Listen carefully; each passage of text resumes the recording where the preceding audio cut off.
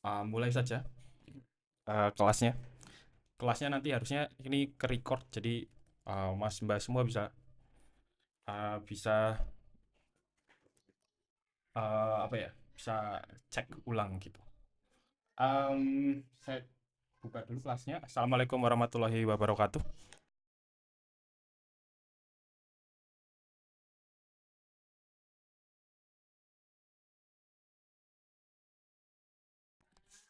Suara saya terdengar jelas ya?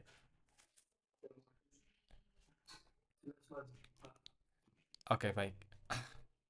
Em, ini yang kelas hari Kamis lumayan ini ya, lumayan sering kosong ya, karena banyak banget hari libur di hari Kamis. Hmm, Hari ini saya akan coba untuk melanjutkan kelas. Kelasnya, sebentar saya coba share screen.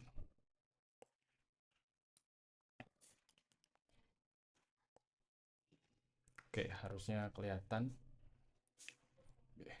Nah, kelas 4 ini lumayan tertinggal dari kelas yang lain ya, terkait materi. Jadi saya coba percepat aja. Terakhir kita bahas teknologi macam, sorry bukan teknologi, theoretical di development. Jadi kalau sebelumnya kita sempat membahas di awal-awal ya, di awal-awal itu, bentar, saya coba. Di awal-awal kita sempat bahas di proses pre-development. Jadi kalau ngembangin aplikasi itu stepnya apa aja gitu ya. Em, Pertemuan pertama kalau nggak salah kita bahas pre-development. Nah, pre-development ini ada apa aja gitu ya. Let's step back dulu di pertemuan sebelumnya. Pre-development itu kita sempat bahas di awal-awal adalah ideation.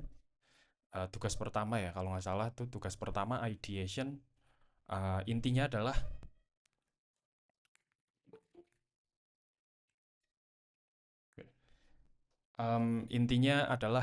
nge-gather ide. Jadi kalau kita bikin produk, sebenarnya produk apapun, mau mobile, mau web, uh, anything about the software product gitu ya. Pre-development absolutely start from ideation. Jadi idenya apa? Mas Mbak semua udah ngerjain yang idenya, yang masuk ke Trello board. Nah itu berarti step pertama di pre-development udah dilakukan gitu. Kemudian em, kita sempat bahas banyak theoretical dan hype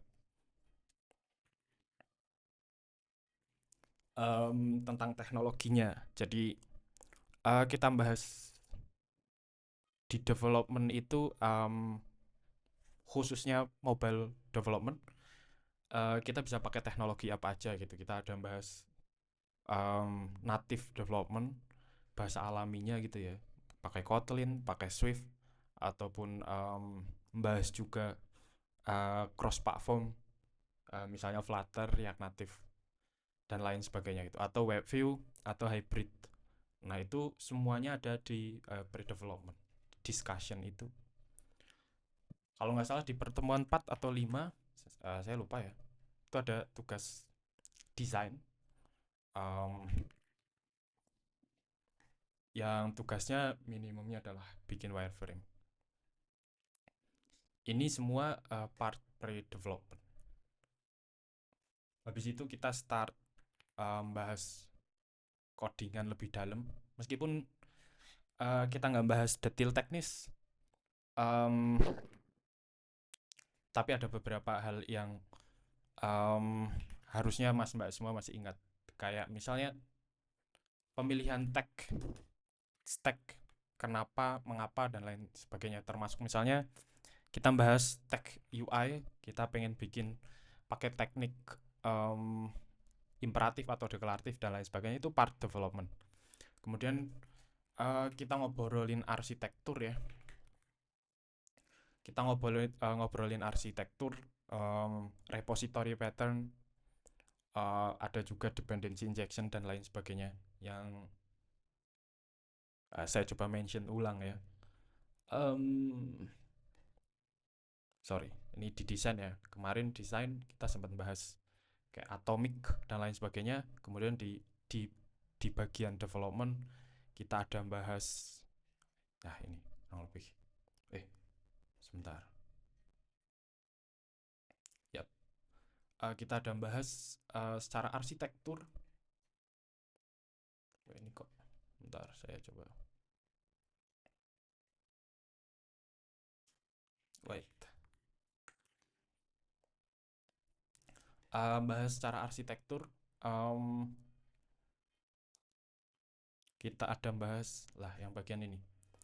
Kita ada bahas apa itu view model, kenapa butuh, termasuk yang saya sempat mention aplikasi di rotate itu sebenarnya kayak aplikasi di refresh dan lain sebagainya. Termasuk cara nyimpen data, kenapa kita butuh lokal data dan lain sebagainya. Itu semua part of development, arsitektural. Ada tekniknya, tech stack untuk UI-nya. Karena kita ngobrolin mobile ya, jadi absolutely ngomongin tampilan user interface. Kemudian secara arsitektur di dalamnya kita bahas juga. Nah, yang selanjutnya yang mau kita bahas hari ini adalah bagian dari post development. Nah, sorry, ini masih development. Sorry, ini belum post development minggu depan. Yang akan kita bahas selanjutnya adalah tentang deployment. Saya pisah aja ya, biar gampang.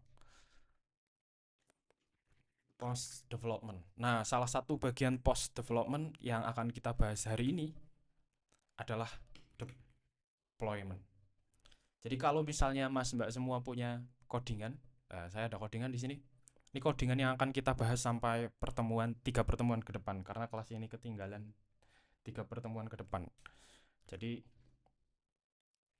goalsnya untuk pertemuan ke depan insya Allah offline. Jadi prerequisite-nya adalah GitHub sama Gmail. Mas Mbak semua punya 2 ini. Kemudian step selanjutnya adalah nge-clone atau nge-fork repository cek roda. Nah, sehari ini saya akan bahas tentang deployment. Minggu depan kita akan coba langsung di repository masing-masing. Jadi kenapa deployment ini penting? Deployment ini penting karena cara kita mempublish aplikasi kita itu dengan cara di deploy.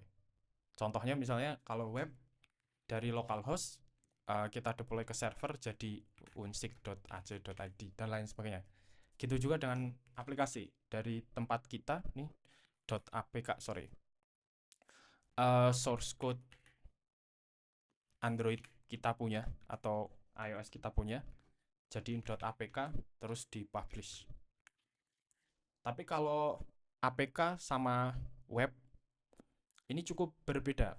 Jadi kenapa step deployment ini cukup penting? Karena seperti pertemuan pertama, kalau web hari ini misalnya saya punya unsig.ac.id, warnanya biru, Mas Mbak semua akses, ya warnanya biru. Kedepannya saya ubah jadi warna hijau, Mas Mbak semua akses, ya warnanya jadi hijau gitu. Jadi source of truth-nya ada di sisi server. Tapi karena mobile application, APK, IPA, Huawei apps, desktop app dan lain sebagainya, itu nggak bisa serta-merta seperti itu gitu. Karena yang di aplikasinya diinstal di sisi klien, jadi bukan di sisi server. Nah, di bagian deployment itu ada 3 step. Yang pertama adalah kalau di mobile, yang pertama build, yang kedua testing, yang ketiga publish. Jadi flow-nya kurang lebih secara umum seperti ini. Aplikasinya di build, artinya dari source code yang kita punya, kita jadiin .apk. Nah, habis bikin .apk, kita tes aplikasinya. Habis tes aplikasinya, kita publish. Publish ini bisa banyak cara. bisa ke Play Store, bisa ke Google Drive, ke WhatsApp, apapun. Yang penting .apk-nya bisa diinstal oleh orang lain. Itu bagian dari publish. Ini kalau misalnya kita kelas offline, di kelas yang lain tuh saya minta volunteer buat maju, buat nyobain ngebuild, terus ngetes, terus nge-publish. Tapi karena ini kelasnya online, saya coba terangin theoretical-nya dulu. Minggu depan kita bahas teknisnya. Contoh di build. Jadi kalau kita punya aplikasi, misalnya ini aplikasi cek roda, jadi behind the scene-nya tuh kayak gimana sih sampai proses ke belakang gitu ya. Yang terjadi adalah, ini saya punya project cek roda gitu.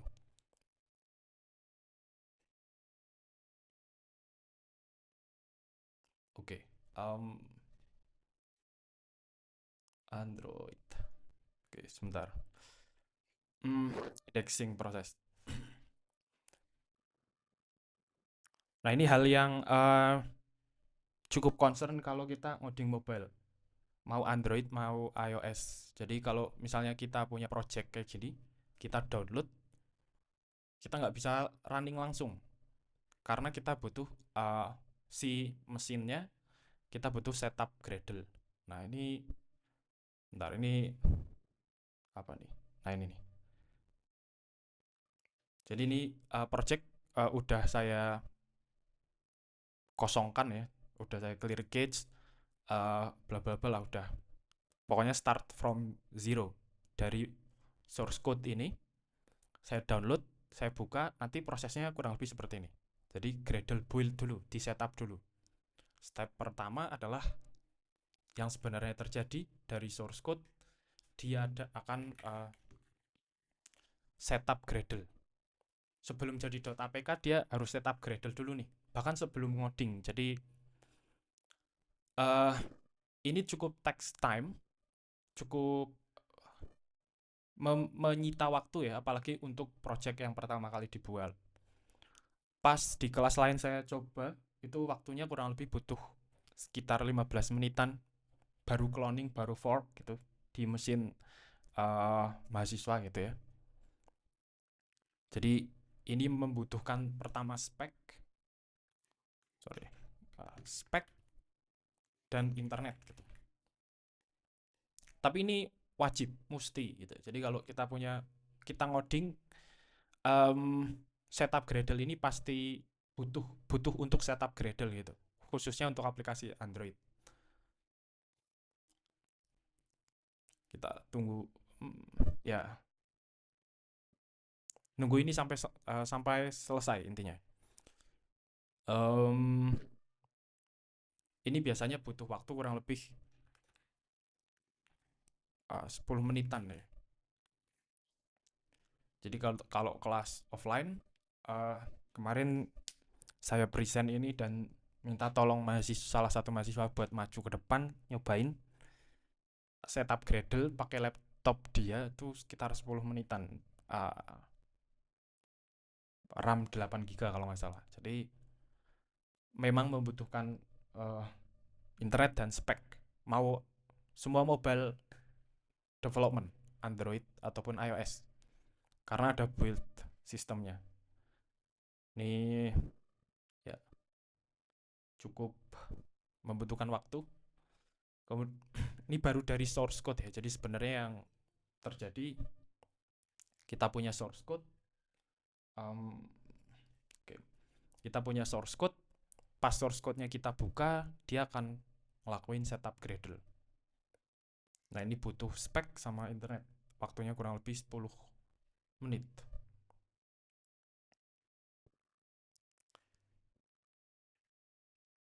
Ini, nah kayak gini. Kita sambil nunggu.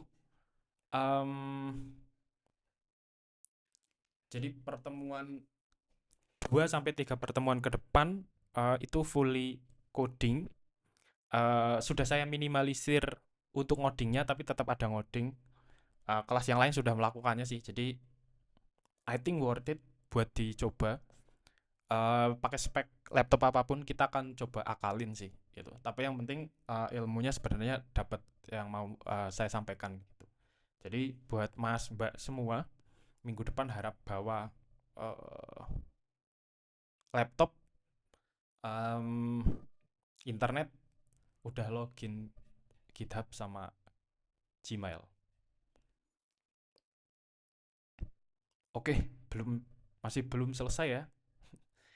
Stacking significant amount of times, karena ya itu tadi setup Gradle ini akan ngedownload dependencies, library-library-nya di-download. Ya sama aja kalau misalnya Mas Mbak semua nemu codingan di internet gitu, codingan pakai JavaScript, butuh npm install, ya konsepnya sama. Jadi source code-nya kita punya, tapi kan library-nya kita belum punya. Kita harus setup dulu. Nah, ini poker-tipek lah kalau misalnya mau di-compare dengan teknologi yang gampang, misalnya kayak web gitu ya. Ini kayak npm install uh, library-library-nya. Jadi fresh, laptop fresh, kita punya source code-nya. Kalau source code udah punya, kita mau buka, kita kan butuh sorry, bukan mau buka mah nggak butuh masalah ya.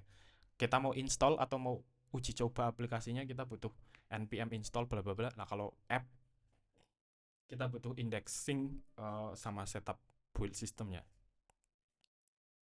Yap, masih belum selesai. Ini besok kita akan akalin karena tentunya akan takes time sekali. Um,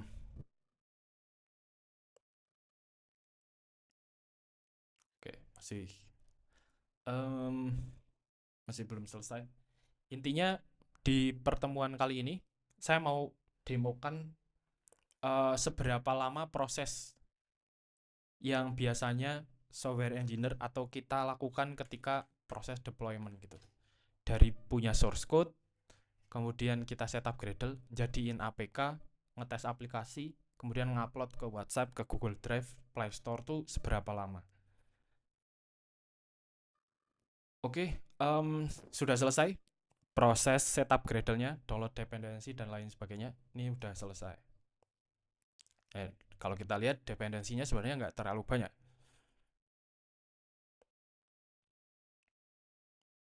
Oh, oke, kalau kita lihat dependensinya itu nggak terlalu banyak, tapi ya tetap butuh waktu untuk nge-download masing-masing library. Oke, ini tadi sekitar pukul ya kurang lebih 10 menitan proses setup awal. Nah, ini 10 menit proses setup awal. Kemudian kita akan coding bla bla bla, nambahin fitur dan lain sebagainya.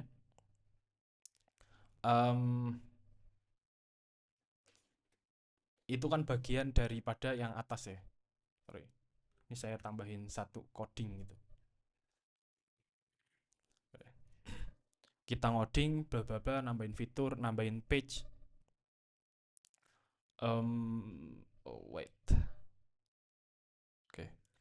Nambahin fitur, misalnya saya nambahin fitur inspection gini ya. Misalnya saya nambahin fitur. Wait.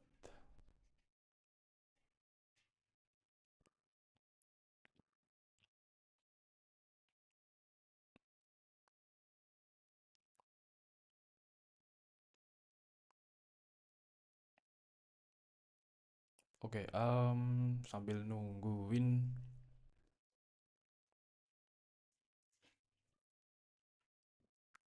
Ya, ngejalanin juga butuh waktu. Dia butuh Gradle build. Nah, Gradle build ini sebenarnya adalah bikin .apk. Ini dari setup Gradle yang pertama. Yang kedua, kalau mau jadiin APK, dia harus Gradle build. Jadi dari source code yang kita punya, kita udah download. Jadi kalau contoh webnya ini npm install, kalau ini berarti ya run dev gitu.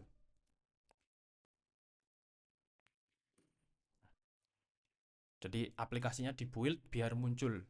Kalau misalnya web berarti biar muncul di localhost bla bla bla gitu di browser, Dia kan npm run build, npm run dev gitu. Ya, ini sama aja. Si mobile application ini, si Gradle konsepnya sama aja. Namanya Gradle build karena kita pakai Gradle. Kalau misalnya ngodingnya Node.js gitu ya, web, ya akan jadi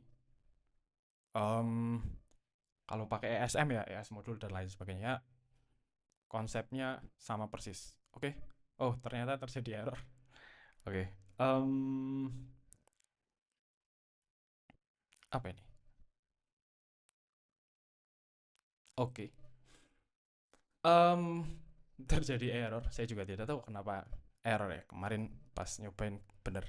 Tapi sebenarnya sama aja. Jadi Gradle build ini npm run dev. Kalau misalnya saya buka aplikasinya jadinya kayak gini sebelah kanan. Oke, jadi ini contoh aplikasinya. Setelah itu cara jadiin, sorry bukan cara jadiin. Kita udah ngoding, nyobain jadi build. Ini kan masuknya ke AVD, Android Virtual Device, atau emulator, atau HP yang dicolokkan. Jadi ini HP saya punya aplikasi cek roda gitu. Tapi gimana caranya? Jadi sebelum saya publish, saya kan tes dulu ya, ngetes. Oh ini cek roda saya bisa nambahin apa enggak, bla bla bla. Ini juga take times. Jadi dari Gradle build ini jadi .apk kita butuh ngetesting. Ngetesting itu, sorry, ini saya testing, yang sebelah kanan publish. Nah, sebelum dipublish kita kan pengen aplikasinya nggak error gitu ya. Aplikasinya udah stable, udah layak buat dikonsumsi publik. Nah, kita butuh ngetesting. Kalau di modul saya tambahin ngetesting itu testing. Nah, ini nih. Ada beberapa. Yang pertama unit test, yang kedua integration, yang ketiga end to end test, yang keempat manual test. Nah, ini bedanya apa? Kalau kita bikin jadi grouping, yang pertama itu testing your code gitu. Yang kedua testing your artifact. Nah, ini bedanya apa? Testing your code. Kita misalnya bikin Mas Mbak semua ada tugas pertama itu kalau nggak salah bikin Kotlin source code untuk masukin angka 90, nanti munculnya yang tugas ini loh, input nilai, nanti resultnya gradingnya gitu. Kalau saya, nah di codingan kan otomatis bikin ya function grading gitu. Inputannya misalnya nilai gitu, nilai itu integer gitu misalnya, bla bla bla. Nah, ini kan codingan Mas Mbak semua. Ini ada dua cara ngeceknya. Yang pertama testing your code, yang dites adalah codingannya. Nah, ngetes codingan itu ada dua teknik. Yang pertama unit test. Unit test ini ngecek codingan dari level paling kecil. Salah satunya adalah fungsi. Misalnya kita punya fungsi function grading gitu. Ada kemarin saya ngecek, ada yang bikin logic kayak gini. Kalau di atas 60, contoh ini ya misalnya, di atas 80 print, ini contoh aja, misalnya A gitu.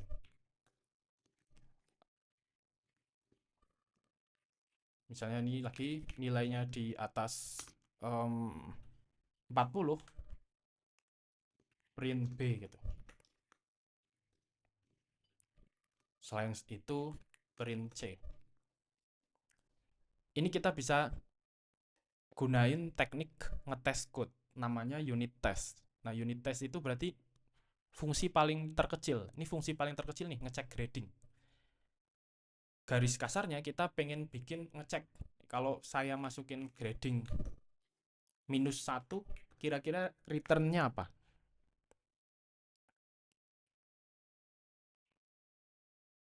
Ada yang bisa jawab?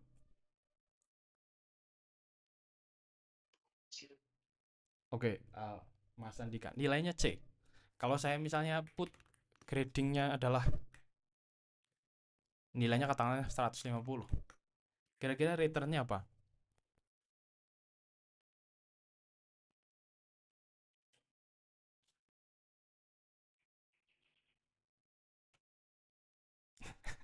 Kira-kira nilainya apa? Oke. Tapi in reality, range nilai itu adalah 0 sampai 100. Jadi codingan ini jelek. Kita bisa bikin ini acceptable-nya harusnya salah gitu. Karena nggak ada nilai -1 atau nilai 500 tuh nggak ada gitu. Nah itu ngecek hal paling kecil di codingan. Nah ngecek acceptable ini atau unit test itu nempel di codingan. Jadi kalau Mas Mbak semua buka code gini ya, Android ataupun apapun itu, Node.js juga, ada satu file, semoga kelihatan di sebelah sini nih tulisannya test. Nah ini tuh sebenarnya unit test. Nah, dia ngecek assertion square, expectednya 4, 2 plus 2 ya. Ini true, jawabannya bener gitu, acceptable. Tapi kalau misalnya kita punya fungsi grading kayak gini, kita put -1, ya ini keluarannya tetap bakalan C. Tapi secara logik harusnya nggak ada tuh nilai -1 gitu. Nah itu ngecek, itu namanya unit test. Ngecek hal komponen paling kecil di aplikasi kita, bagian dari code. Ya, unit test sama integration test itu bagian dari codingan kita. Nempel di sini nih, nempel di project. Yang atas integration test. Itu kita ngoding. Ngodingnya nempel di project. Yang kedua, testing your artifact. Testing your artifact ini, misalnya kita punya aplikasi, di situ suruh nginputin nilai. Misalnya kita punya aplikasi gitu, tampilannya kayak gini.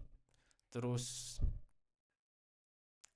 ada button sini nilai gitu. Disuruh nginputkan nilai. Bawahnya ada button submit. Nah ini udah dalam bentuk tampilan. Kalau manual test, itu ya saya buka aplikasinya, saya inputin nilai, misalnya nilainya saya inputin -1, ketika klik submit misalnya muncul tulisan nilai kamu C, yaitu berarti nggak passing, artinya aplikasinya ada logic yang salah gitu. Itu manual test. Sedangkan kalau misalnya end to end test pakai automation script, ngelakuinnya sama, inputin -1, download aplikasinya, inputin -1, diklik submit munculnya C. Itu berarti aplikasinya ada yang salah, tapi yang lakuin robot bukan manusia. Jadi kalau Mas Mbak semua pernah ikutan flash sale dan kalah, ataupun ikut war beli tiket Coldplay dan lain sebagainya dan nggak dapet, ya kemungkinan karena lawannya robot.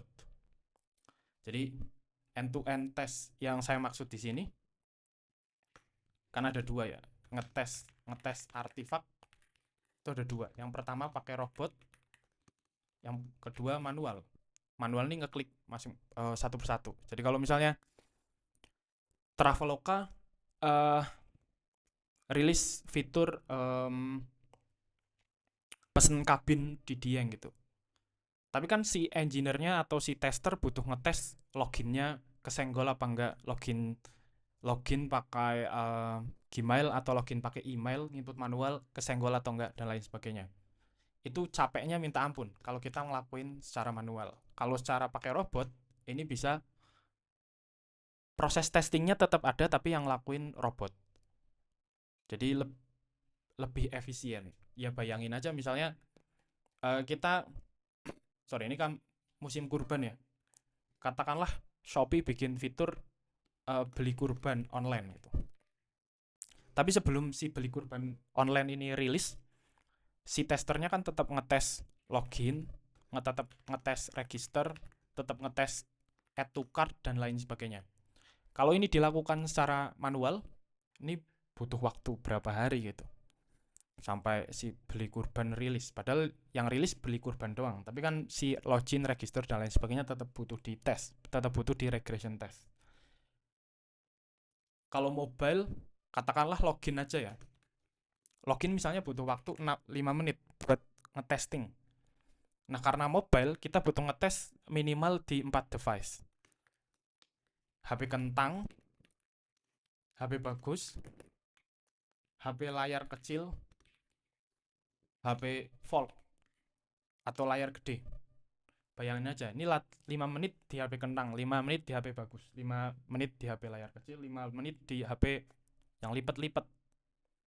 It's mean butuh waktu 20 menit. Mau itu paralel mau enggak ya, itu kan berarti butuh waktu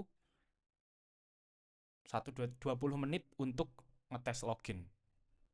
Jadi bayangin kalau misalnya ini butuh waktu 10 menit, Gradle build butuh waktu kurang lebih 10 menit misalnya.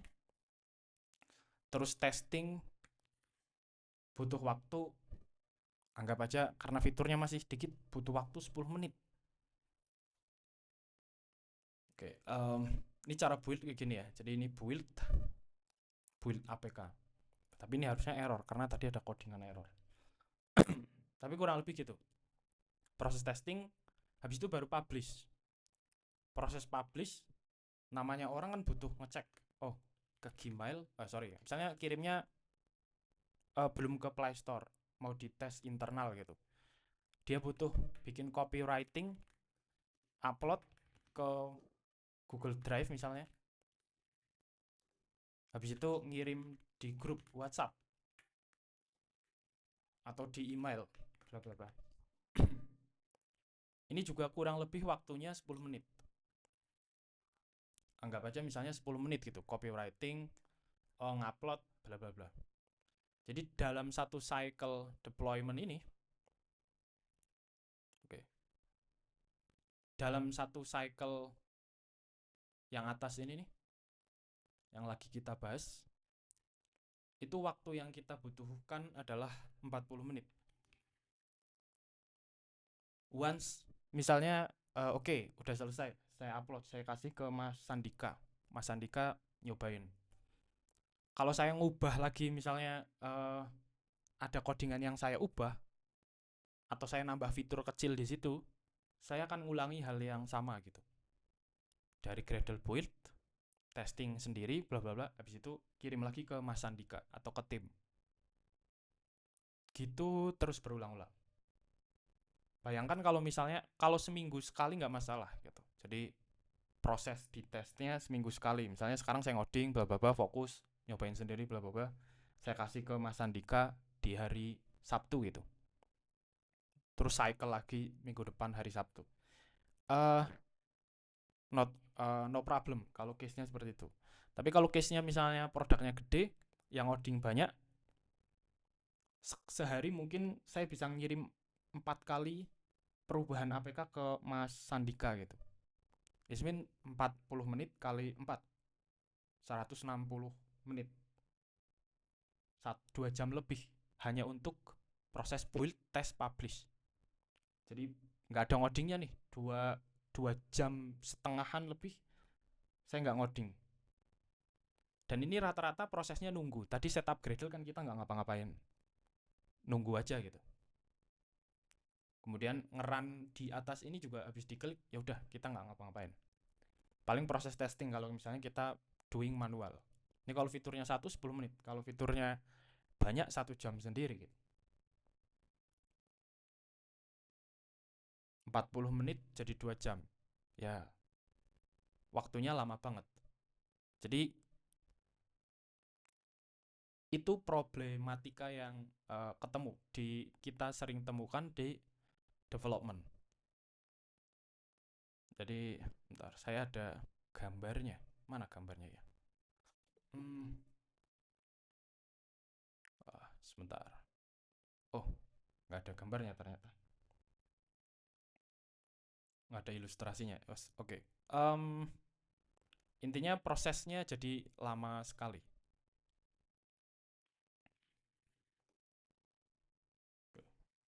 Termasuk tadi proses testing dan lain sebagainya. Kalau kita cek ya, saya ulang lagi.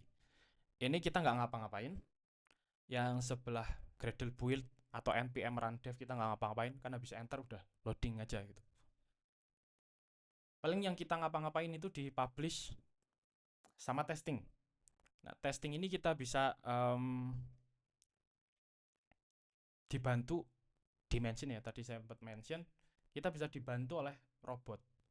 Nah, robot ini banyak toolsnya yang bisa dipakai kalau untuk mobile development.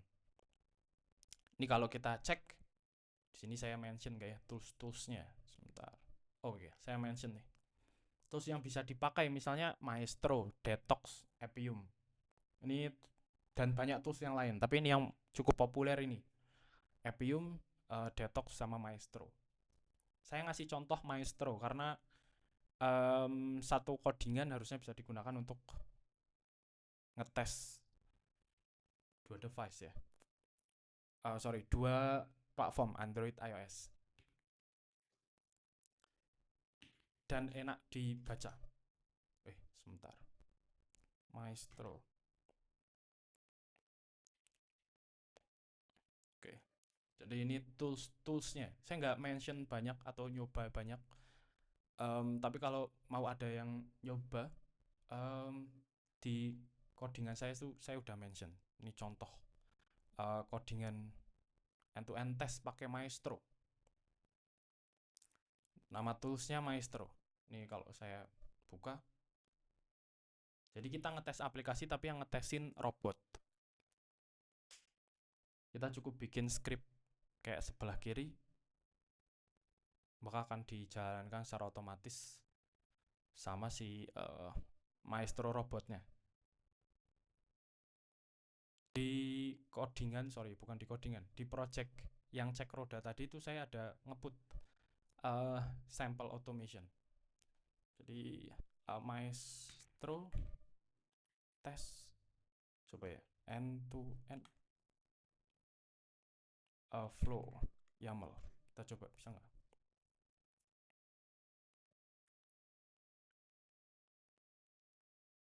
Oke, ini yang lakuin robot. Saya nggak mencet apapun. Ini sebelah kanan, dia akan buka sendiri. Tapi sepertinya kena error.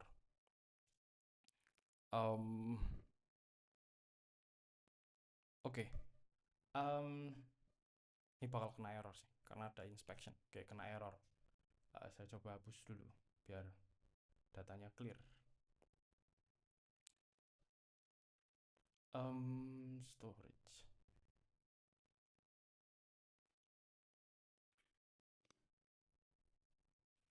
Oke, saya coba run test. Semoga nggak terjadi error. Oke, dia akan ngisi sendiri.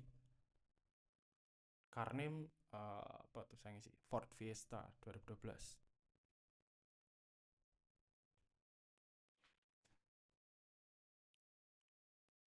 Akan diisi hatchback, bla bla bla. Itu yang lakuin robot. Jadi karena yang lakuin robot, kita bisa pakai banyak Android virtual device gitu. Untuk layar kecil, layar gede, HP kentang, HP bagus. Dan proses ini kita simplify pakai robot, udah kelar. Ini kalau fokus di bawah, ini assert semua. Jadi flow-nya nggak ada yang broken. Artinya aplikasinya running well gitu.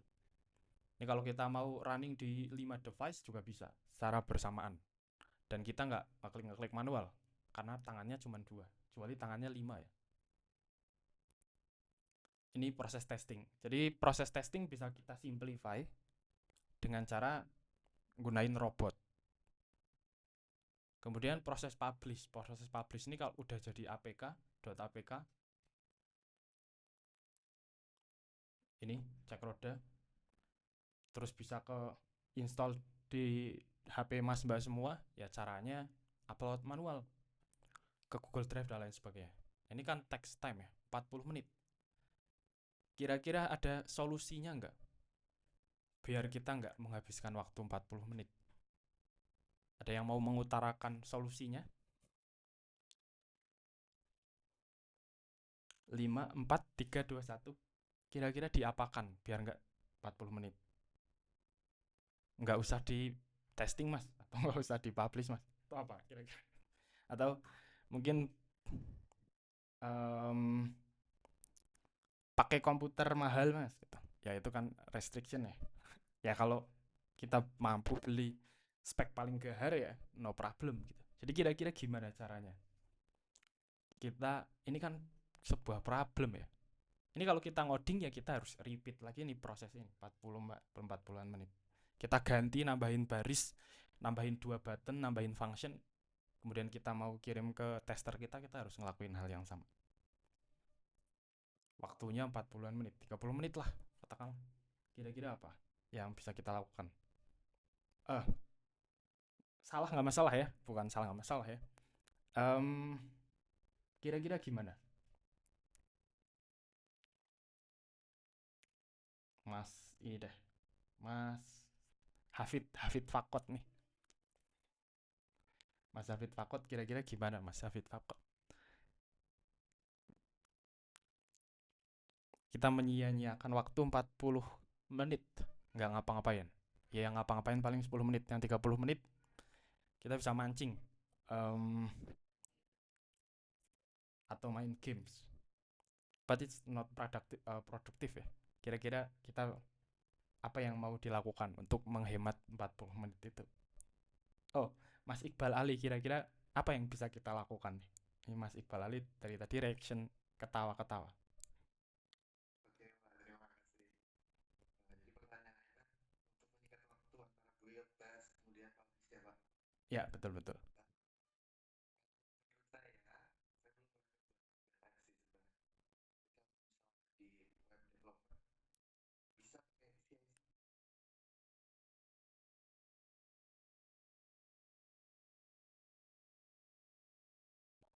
Oke, thank you Mas Iqbal Ali. Yap, em, jawabannya benar. Cara yang bisa kita lakukan bukan jangan dites ataupun nggak usah diupload. Jawabannya dengan teknik namanya CI/CD. Tidak usah merasa ini ya, Mas Mbak semua bagi yang baru pertama kali dengar istilah CI/CD. Jadi teori CI/CD atau teknik CI/CD ini sebenarnya datangnya dari sini. Hal repetitif yang biasa kita lakukan sebenarnya kita bisa alihkan, bukan dihilangkan ya. Jadi 3 step ini tuh sebenarnya nggak kita hilangkan, tapi kita alihkan. Alihkannya dengan cara apa? Alihkannya dengan jangan pakai mesin kita. Kalau yang di atas ini kan mesin kita ya. Ini laptop saya yang buat ngelakuin build, test, sama publish. Jadi si build, test, sama publish nggak kita hilangkan, tapi kita delegasikan ke mesin yang lain. Mesin lain misalnya saya bisa aja bilang ke Mas Ridwan Widyo nih. Misalnya saya bilang Mas Ridwan saya udah ngoding, ada di GitHub saya, silahkan di download, di build, di test, di publish. Itu kan bisa aja saya ngelakuin hal kayak gitu ya. Nah saya lanjut ngoding, Mas Ridwan ngebuild, ngetest, publish. Itu udah nggak di mesin saya tapi di mesinnya Mas Ridwan. Tapi kan Mas Ridwan human, manusia gitu, punya limitasi waktu, punya limitasi device dan lain sebagainya. Makanya kita butuh CI/CD. Jadi CI/CD ini Mas Ridwan versi mesin. Jadi tetap pakai mesin orang, tapi yang ngejalanin script. Jadi kita bikin script namanya script CI/CD. Kalau yang ini mesin, jangan di mesin kita, kan bisa aja di mesin orang gitu, di mesin Mas Ridwan, di mesin Mbak Kurotu gitu dan lain sebagainya. Nah ini kita delegasikan ke mesin yang lain. Kalau yang atas misalnya ini pakai komputernya orang, human beneran yang lakuin. Kalau yang bawah kita pakai namanya CI/CD. CI/CD itu continuous integration, continuous delivery. Sederhananya menghapus hal-hal repetitif yang dilakukan oleh kita delegasikan ke mesin, ke script. Jadi ini nanti bentuknya codingan atau script, tapi nggak terlalu banyak. Nah, minggu depan kita akan bahas cara bikin codingan atau script CI/CD. Kalau Jadi jangan lupa Mas Mbak semua buat nge-fork dulu atau nge-clone juga boleh em projectnya. Karena kita akan pakai satu project yang sama. Kita akan bikin CI/CD. Ya, kurang lebih itu dari saya materi hari ini terkait intro CI/CD. Besok kita nyobain ngoding bareng-bareng. Karena cuman sampai jam 2 ya. Ada yang mau ditanyakan di 3 menit terakhir?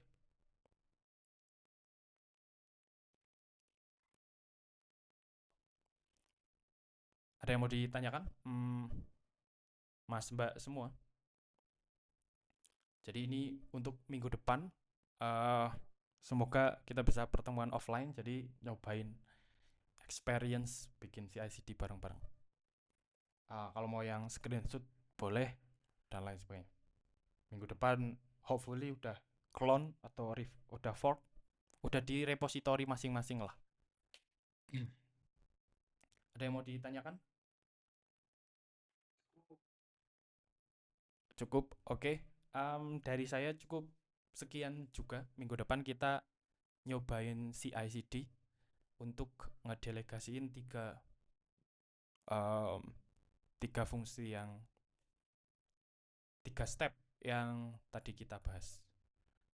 Setelah itu 2 minggu lagi kita bahas post production. Kalau kelas lain udah sampai post production sih, jadi ya nggak masalah. Yang penting tercover semuanya. Uh, dari saya cukup sekian. Billahi taufiq wal hidayah. Wassalamualaikum warahmatullahi wabarakatuh.